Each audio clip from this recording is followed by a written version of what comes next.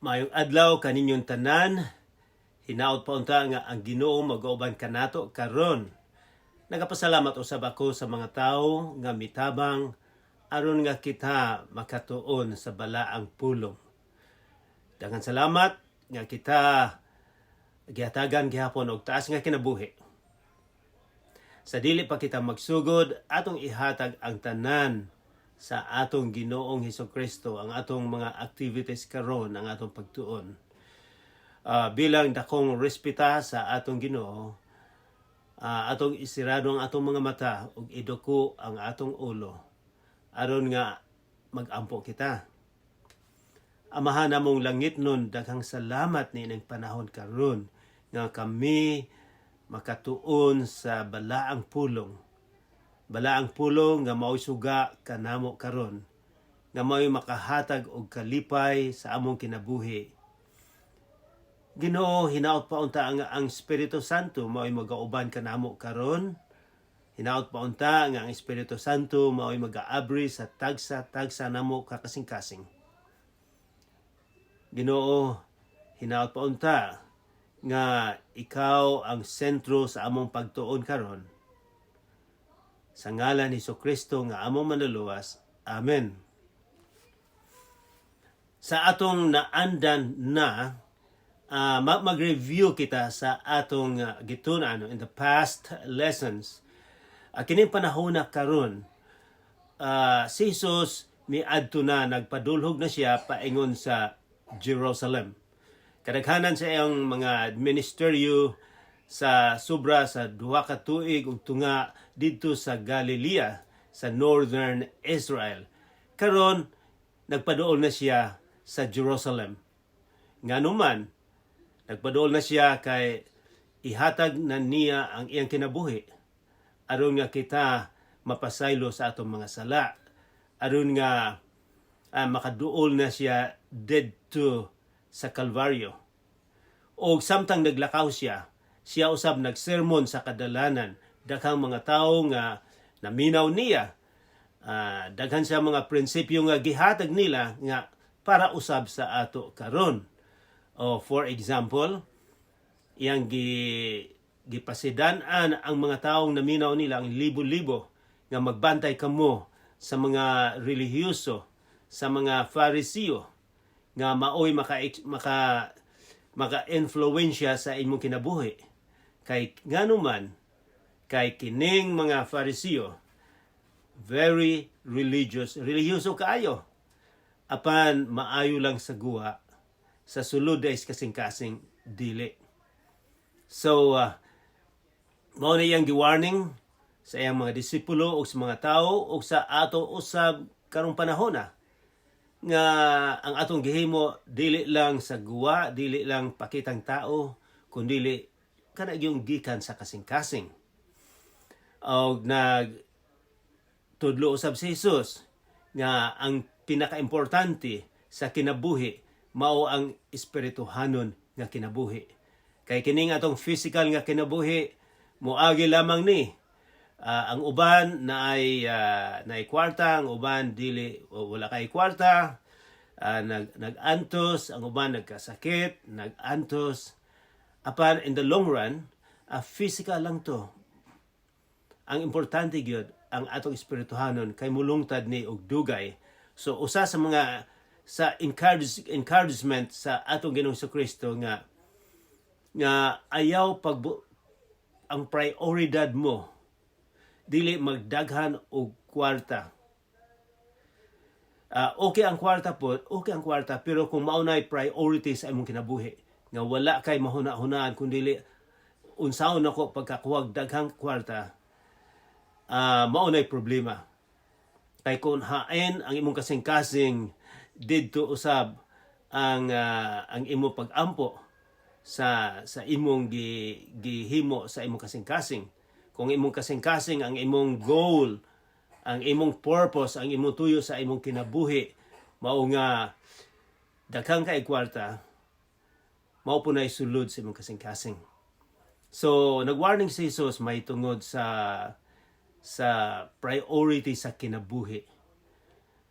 Kay balumba mo nga pila na katuig karon nakabisita kami dito sa balay tourist attraction ni Elvis Presley. Siguro kamo karon nakahinumdum gyapon kung kinsa to si Elvis Presley. Nakabisita kami dito sa United States. And then nakita namo si Elvis, nakita namo ang iyang mga ari-arian ni Elvis. Patay na si Elvis at this time. Nakita namo ang jet plane niya, duha ka buk ang jet plane. Daghang kay siyang sakyanan, balay niya dako kaayo. Apan nadala ba niya na sa langit? Wala. Bata pa, namatay na si Elvis, kay iyang giabusahan ang iyang sarili. Tungod sa kwarta, tungod sa fame, tungod sa pagkasikat. Mga amigo niya, mga tao nga drug addict, nasubraan ang drugs niya, namatay siya. Namatay siya sa kasilyas lang. O unsa may nahitabo niya, unsay nahitabo siyang kwarta, wala niya nadala.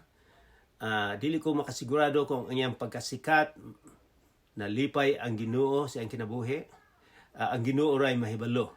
So anyways, muadto kita sa atong lesson karon sa Kapitulo 13. Guys, naa na ba mo dinha sa sinulat ni Lucas, Kapitulo 13. Ako lang isulti ninyo nga sa akong pagtuon, kini mga writers, mga magsusulat sa New Testament, sa pagsulat nila sa Bible, kay balo mo, mga 10 to 40 years paghuman namatay ang atong Ginoong Kristo. So bag-o pa kayo, kini silang ubang mga writers, nakita nila, nadungog nila si Jesus. Adunay ubang mga libro karon nga nagsulat sila mahitungod sa ilang leader. Apan nagsulat sila after paghuman na sa 300 katuig. Doon dito pa sila gasulat mahitungod kaniya. Pero ang atong New Testament, bag-o gyud nga bago lang namatay si Jesus nga sila gasulat niini. So we can trust, so makasalig kita sa balaang pulong.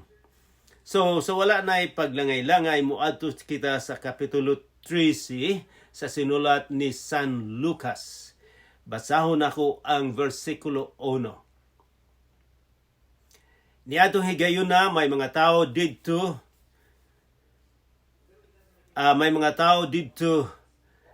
nga misugilon kang Hesus may tungod sa mga taga Galilea nga gipamatay ni Pilato samtang naghalad sa sila ngadto sa Dios. So samtang si Jesus nagsermon, samtang dito si Jesus, dinay usa ka tawo nga miingon nga dinay gipamatay dito sa Galilea. O gusto nilang mahibawan kung unsa ang reaksyon sa atong Ginoong Kristo. Kay kini sila mga tawhana, mura po ni sila ang ilang kultura pareho nato. Nga kung unsay nahitabo sa kinabuhi nila, good or bad, kadaghanan masama ang nahitabo silang kinabuhi, dili maayo, mingon sila, tungod kay nakasala mo. Mao na nahitabo sa inyong kinabuhi. So, ilang gipangutana si Jesus, unsa magay tinuod niini? Versikulo 2, apan miingon si Jesus kanila, nagtuo ba kamo nga labaw pa sila ka makasasala kaysa ubang Galileanhon tungod kay gipamatay kining mga tawhana sa maong paagi? Miingon siya, labaw ba sila makasasala tungod sa nahitabo sa ilang kinabuhi? Si Jesus miingon sa versikulo 3. Guys, mo inom lang ko kay mga lemonsito kay na nagkasakit din po ko. Versikulo 3. Miingon si Jesus, dili. Sultihan ko kamo nga kung dili kamo maghinulsol o mobiya sa inyong mga sala, mga matay usab kamo, kamong tanan sama kanila. Unsa may buot ipasabot ni Jesus? Nga unsa may naay duha ka pulong dinhi nga importante nga atong mahibawan kung unsa ang tumong ang direction ni Jesus. Dinhi miingon siya, kamo usab mamatay usab kamo kung dili mo maghinulsol og mobiya sa inyong sala. So ang bot ipasabot na Hesus nga kamo, sila, kita, mamatay usab kita sa espirituhanon nga kamatayon kung dili kita maghinulsol sa atong sala. Unsa may giingon ni San Pablo sa Roma, sinulat niya sa mga Kristiyano sa Roma, versikulo 23, chapter 23. Mingon siya nga kitang tanan makasala. Ikaw ug ako makasala ta. Si Jesus ang usa sa mga gitulo ni Jesus nga bisan sa paghuna-huna lang nimo makasala na. So mao na giingon ni Jesus nga kining mga tawhana nakita ang perception, ang paglantaw sa mga tao nga sila nakasala. Apan mingon siya, kamo usab nga dinhi sa Jerusalem nga ang paglantaw ninyo sa inyong kaugalingon nga kamo holy, mas balaan kamo gikan kanila. Mingon siya, dili na tinuod. Mingon siya, kinahanglan nga kamo maghinulsol sa inyong sala ug mobiya. So kining duha paghinulsol mobiya kombinasyon ni kung maghinulsol pero dili mobiya sa sala, dili pud maayo.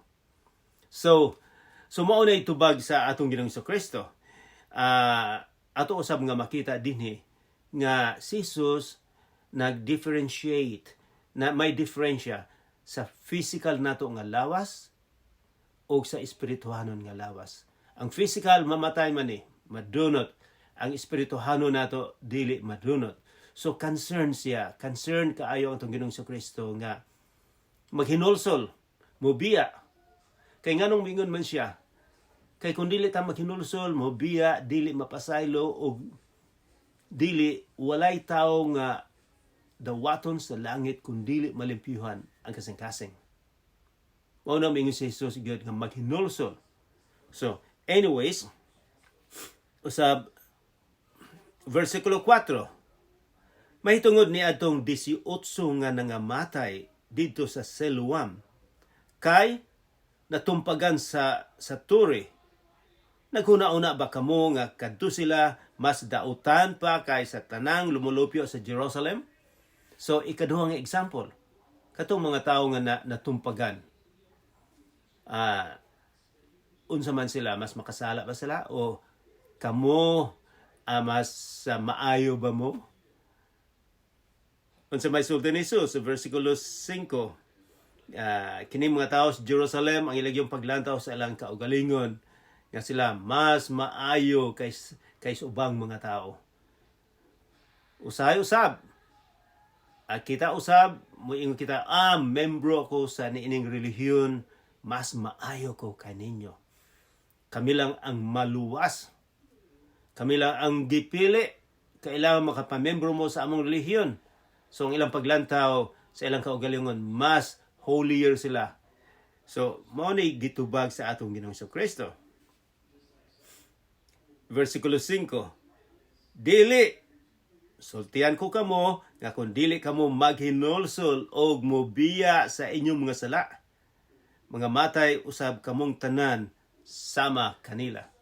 So kitang tanan ang giingon ni Jesus, maghinulsol mobiya. Daghang mga sala nato, ako, ikaw, nga walay nakakita sa ato lang kasing-kasing. Apan ang Ginoo nakakita. Mao nang mingon siya maghinulsol og mobiya. Kay mingon siya mga matay usab. Ang giingon niyang mga matay, espirituhanon nga kamatayon. Kamatayon nga moadto sa impyerno. Kung basahon ang tibuok Bible, daghang panahon nga si Jesus misulti about impyerno ug langit.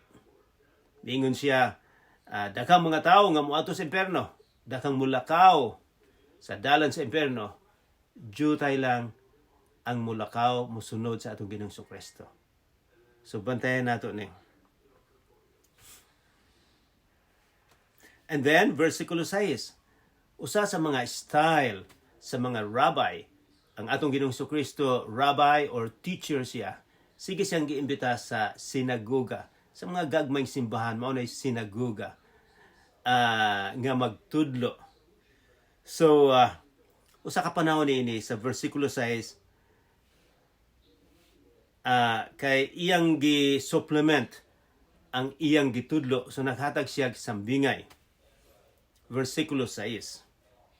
Unya misulti si Jesus kanila ni ining sambingaya. May usa ka tawo nga may kahoyng igera diha sa iyang parasan. Miadto siya aron pagpangita og bunga ni ini apan wala siya nakaplagan. So igera murag wala ni sa Pilipinas, dito lang ni sa around sa Mediterranean, sa Israel at that time. So gwapo kaayo ni, lami kaayo ning prutas igera. Ang dinhay usa ka farmer, usa ka tag-iya nga mibisita sa iyang farm o nag-expect siya nga ang igera adunay bunga apan wala day bunga. Pero tan-aw nato mga kaigsuunan, kung ang historical background or kung tun-an nato ang Old Testament, ang karaang tugon nga gidescribe nila nga kining Israel, mga Hudiyo, sila ang mga prutas nga gipili sa Ginoo, nga sila unta kinahanglan magbunga sa ilang kinabuhi. So si Jesus wala gyud tudlo kanato og usa ka prutas nga prutas, kundi ang gitudlo niya espirituhanon. So mao toy iyang gitudlo nga wala mo bunga ning kuan na igera. And then bisag pasahon ko usob ang versikulo 6. Unya misulti si Jesus kanila ni ining sambingaya. May usa ka tawo nga may kahoyng igera diya sa iyang parasan. Parasan means grapes. Miadto siya aron pagpangita og bunga ni ini apan wala siya makaplagan. Busa miingon siya sa iyang hardinero, "Tanaawa ra, tulo na karon ka tuig nga nag-anhian ako dinhi aron pagpangitag bunga ni ining kahoya. Apan wala gayud ako nakaplagan. Busa o bisag usa wala siya nakaplagan for 3 years." Busa mingon siya, "Now, busa, putla kini kay nag-usik lamang sa katambok sa yuta." Wow. Unsa may paglantaw sa tag-iya. Murag makayong kita nga stricto kay siya kay wala magbunga, putla, nag-usik-usik lang ni. Apan ang hardinero, versikulo 8, mitubag, "Pasagdio na, sir, bisan ni ining tuiga na lamang kay akong kalutan ang palibot sa punuan ug unya akong abunuhan." Versikulo 9, "Kay mamunga kini sa sunod tuig, maayo. Apan kung dili, ipaputol kini." Ipaputol kuno. Sa ako lang pangutana a few minutes ago nga unsa may buot ipasabot ni Jesus. Nagtudlo ba siya mahitungod og igira, prutas, kahoy? Dili. Espirituhanon. Kinsa may mangutana kita, kinsa may tag-iya ni ini? Kung atong basahon ang Old Testament, ang tag-iya sa grapes, ang tag-iya sa prutas, mao ang Ginoo. O iyang gipili ang mga Hudiyo nga sila unta makatabang, makabunga, aron nga ang kalibutan mahibalo mahitungod sa pag-anhi sa Misaya. Apan ang nahitabo, wala man sila, miingon si Jesus, kini sila wala magbunga. Ang mga relihiyosong mga tao walay nakita sa ilang kasing-kasing. walay gugma. Ang bunga ang giingon niya ang bunga sa atong kinabuhi. Maunay purpose. Maunay katuyuan sa Ginoo nga kita giluwas, nga kita gibutang dinhi sa kalibutan. Aron nga kita maoy magsugod, aron nga ang atong kasing-kasing magbunga, maluluyon, mahigugmaon. Maunay gusto sa Ginoo nga bunga nga iyang makita. Ang mga Israelites, mga Hudiyo, walay nakita ang atong Ginoo. Miingon siya potlon. Naibalo ba mo nga sa AD 70 giguba sa mga Romanhon ang Jerusalem. Ang dako kayong simbahan nila, ang mga turig giguba sa among pagbisita pila na katuig karon. Amo gihapon makita ang mga bato nga nabuak didto. So natuman ang giingon sa Ginoo nga gubaon niya, potlon niya. Apan adunay panahon usab kay sila pinili. Adunay panahon usab nga mubalik sila sa Ginoo. So kiniusab lesson usab ni kanato nga kung ikaw gasimba, kung ikaw if you claim to be a Christian, kung ikaw miingon nga ako Kristohanon, membro ako sa usa ka relihiyon, I am somebody, mas labaw ako kaysa kaninyo, guys, be very careful. Kay gusto sa atong Ginoo, dili lang ang sulti, dili lang pagsimba, kundi unsay nahitabo sa imong kasing-kasing. Nalimpyuhan ba ka? Unsa may prutas sa imong kasing-kasing? Maluluyon ba ka? Mahigugmaon ba ka sa imong isig katawo? So mao nay tinud nga Kristiyanos nga adunay bunga sa imong kinabuhi. Pwede bang mangutana ako? Kung dugay na mong nagsimba, aduna ba'y bunga sa imong kinabuhi? Kung atong pangutanon ang inyong silingan, unsa may lang ikasulti may tungod kaninyo. Ang kauban ninyo, kasama ninyo sa trabaho, unsa may lang ikasulti may tungod kanimo. Aduna ba'y bunga sa imong kasing-kasing? Okay. Versikulo 10. Usa ni ana ka adlaw igpapahulay, nagtudlo si Jesus didto sa usa ka sinagoga. Sa ato nang mahibawan, adlaw nga igpapahulay. Sa atong panahon karon mao ni Sabado. Sa ilang panahon ni Jesus, ang ilang simba, moadto sila sa simbahan adlaw nga Sabado, adlaw igpapahulay. O so si Jesus miadto sa sinagoga, usa ka gamay simbahan. Kay si Jesus teacher siya. So rabbi. So imbitahon siya nga magtudlo didto sa sinagoga. Adlaw igpapahulay, nagtulo si Jesus dito sa sinagoga. Okay, unsa man siguro may tabo kay adlaw igpapahulay. Guys, I want you to understand, gusto kong kamo mahibawan, kamo mahibalo ug unsa may atong himuon sa adlaw igpapahulay. Ang kadaghanan ang pagsimba nila Domingo, ang uban jutay na ay Sabado. Ang mga Sabado may sunod sila sa mga Hudiyo sa pagsimba. Apan ang tinuod gyud para sa kuha sa akong pagtuon sa Bible, ang pagsimba dili lang usa ka adlaw or usa ka oras or unsang adlaw. Apan kada adlaw ang imong kinabuhi mao'y magsimba sa Ginoo. Dili lang mosimba nako. And then after that, wala na'y mahitabo sa imong kinabuhi. Apan ang tinuod gyud na kada adlaw magsimba sa Ginoo. Dili importante para sa ako kung Sabado or Domingo ang pagsimba. Pero tan-aw nato unsa ang gisulti sa atong teacher. Kay wala may laing teacher nato karon nga atong sundon, mao man lang si Jesucristo, dili ang mga tao. So, versikulo 10, usa ni anak kaadlawng igpapahulay, Sabado. Nagtudlo si Jesus didto sa usa ka sinagoga. Verse 11.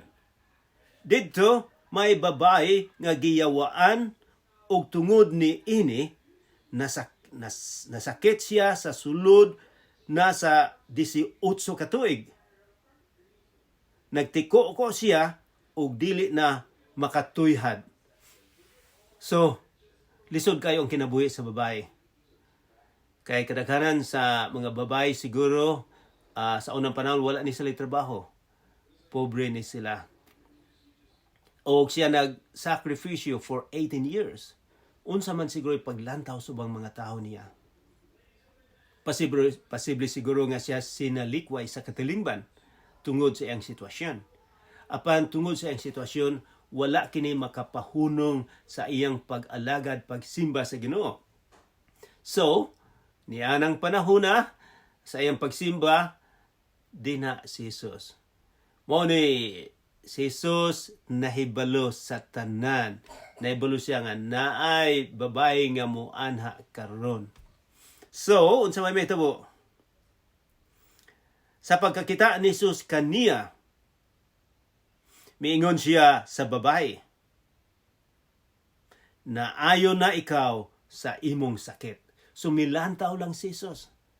Atong maobserbahan nga ang babae wala miingon ni Jesus, Rabbi or teacher, ayuhan nimo ko. Wala siya moduol ni Jesus. Pero si Jesus ang nag-initiate. Siya ang nagsugod-gyud nga tan-awon nga ayuhon kining bayhana ni ining adlaw, Sabado. Okay. Tan-aw nato unsa may pagtuo sa ubang mga tao sa 2000 na katuig karon, unsaon nila pag-celebrate sa Sabado. So, unsa giun ni Jesus, versikulo 12, na ayon na ikaw sa imong sakit. Versikulo 13, iyang gihikap ang babae, ug diha-diha, nakatuyhad ang babae, o gidayeg niya ang Dios. So, diha-diha. Sa akong nabaw-an dinhi sa Canada, nga kung naakay dakong problema ani, ang problema nimo ang spinal cord. So, minilyon kung ayuhon ni sa hospital, minilyon ang gasto para maayo. Pero dili pa gyud sigurado nga maayo. O dugay pa gyud na igingon nilang therapy nga daghang mga masahe, usa na ay dako kaayong surgery. Apan unsa may gihimo ni Jesus? Nagiayo dayon niya. Nganong kaya man niya ni? Kay siya ang nagbuhat sa tao. Siya ang nagbuhat sa kalibutan. So, ikaw gako sa atong paglantaw, sa atong perception, maayo kaayo ni. Ang unsa may resulta?